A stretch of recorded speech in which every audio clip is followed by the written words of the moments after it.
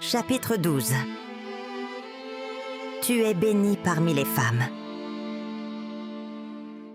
Quelques jours plus tard, Marie demande à Joseph de l'accompagner chez sa cousine. Ils voyagèrent cependant 4 jours sur une mule le long de la route de Juda, en direction de la maison de Zacharie et d'Élisabeth. En montant sur la mule, Marie dit : « Quelle générosité et quelle bonté de ta part, mon mari, de m'emmener chez ma cousine. Pourquoi ne me laisses-tu pas marcher un peu pendant que tu te reposes sur le dos de la mule ?»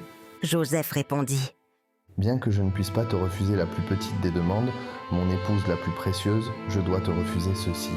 Cependant, si tu te lasses de ce poste, je serai heureux de t'avoir à mes côtés pour faire un bout de chemin. » Il aida Marie à descendre de la mule et ils continuèrent ensemble leur voyage à pied. Au bout de moments, Joseph demanda : « Comment se fait-il que ta cousine, si tardive, soit enceinte ?» Marie répondit calmement : « Peut-être le plan pour cet enfant veut-il qu'il naisse maintenant, et d'Élisabeth. Je ne mets pas en doute l'œuvre de notre Seigneur. » Joseph ajouta avec un soupir : « Les imperfections de mon cœur entraînent les imperfections de mes pensées et de mes paroles. Regarde, je vois la crête du village devant moi. Bientôt, tu pourras te reposer et rendre visite à ton cousin. » En approchant du village de Juda, les voyageurs arrivent bientôt à la maison d'Élisabeth. La porte s'ouvrit et Marie fut accueillie chaleureusement par sa cousine. À l'intérieur de la modeste maison, Marie dit : « Que le Seigneur soit avec toi, ma très chère cousine. » Élisabeth répond : « Et avec toi, ma cousine. » Les 2 femmes se retirent dans une petite chambre, meublée d'un lit de camp et d'un tabouret, se réjouissant de la compagnie de l'autre. Marie pose doucement la main sur le ventre gonflé d'Élisabeth et murmure : « Que Dieu te sauve, ma très chère cousine, et que sa divine lumière te communique la grâce et la vie. » À ces mots, une lumière rayonnante envahit Élisabeth et elle reçut un éclairage divin sur l'état de sa jeune cousine. D'une voix émerveillée, Élisabeth déclara : « Tu es bénie entre toutes les femmes, et le fruit de tes entrailles est béni. Tu es bénie entre toutes les femmes, et le fruit de tes entrailles est béni. Et pourquoi la mère de mon Seigneur vient-elle à moi ? Mon enfant a bondi dans mon sein, car il se réjouit de la connaissance qui nous a été donnée à tous les 2. Car ce qui a été annoncé s'accomplira bientôt par toi. » Marie poursuit : « Ton fils, celui qu'on appellera Jean, se présentera devant lui. Il proclamera sa bonté. Car mon âme exalte le Seigneur, et mon esprit se réjouit en Dieu mon Sauveur. Sa force a fait pour moi de grandes choses. Son nom est saint, et sa miséricorde dure de génération en génération. » Plus tard, alors que Joseph s'apprête à quitter Juda, Zacharie et lui échangent leurs adieux en silence. Zacharie étant toujours frappé de mutisme, en punition de son incrédulité. Par des gestes, Zacharie indique que 3 lunes s'écouleront avant la naissance de son enfant. Une nouvelle vue capture Élisabeth, sa main se posant tendrement sur son enfant à naître. Avec un doux sourire, Élisabeth se dit : « Oh Zacharie, depuis quand les hommes connaissent-ils l'esprit des bébés ? Cet enfant viendra quand il sera prêt, pas une minute plus tôt. » Joseph ajouta gentiment : « Et Marie sera ta nourrice jusqu'à ce moment-là.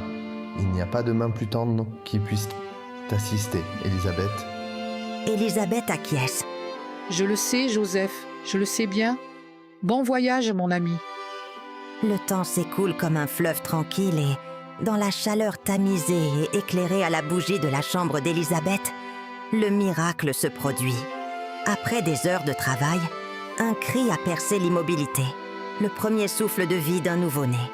Le fils d'Élisabeth est arrivé, sa forme minuscule tremblant de la vitalité brute de l'existence Marie. Les mains fermes et tendres bercent l'enfant comme s'il s'agissait du trésor le plus précieux au monde. Elle l'emmaillote dans un tissu doux, chaque pli étant un geste de dévotion, avant de le déposer avec précaution dans les bras d'Élisabeth, qui l'attend. L'air semblait briller d'un calme sacré, comme si la pièce elle-même retenait son souffle dans l'admiration de l'instant. L'amour, pur et illimité, rayonnait entre les deux femmes, les liant l'une à l'autre dans la joie tranquille d'une nouvelle vie. Peu après, dans la maison de l'un des anciens, le moment est venu de circoncire le nouveau-né et de lui donner un nom.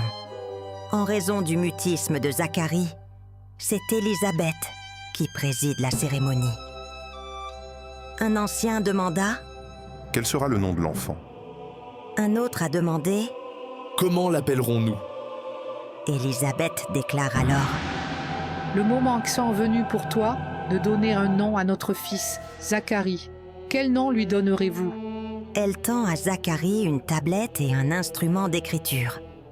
Tandis qu'il inscrivait les mots « Son nom est Jean », Marie, désormais imprégnée de la puissance divine, le libéra de son affliction. Fermant brièvement les yeux, elle murmure intérieurement. Sois libre de parler. L'ascension est ta punition pour ton incrédulité. Zacharie proclama alors d'une voix claire. Son nom est Jean. Béni soit le Seigneur, le Dieu d'Israël, car il a visité et opéré la rédemption de son peuple, pour éclairer ceux qui sont assis dans les ténèbres et à l'ombre de la mort, et pour diriger nos pas dans le chemin de la paix. Un silence s'abat sur l'assemblée réunie. Certains tombent à genoux et s'écrient. Miracle. Élisabeth et Zacharie échangent des regards complices et affectueux avec Marie. Marie leur rendit leur regard, avant de baisser la tête dans un geste d'humilité et de paix.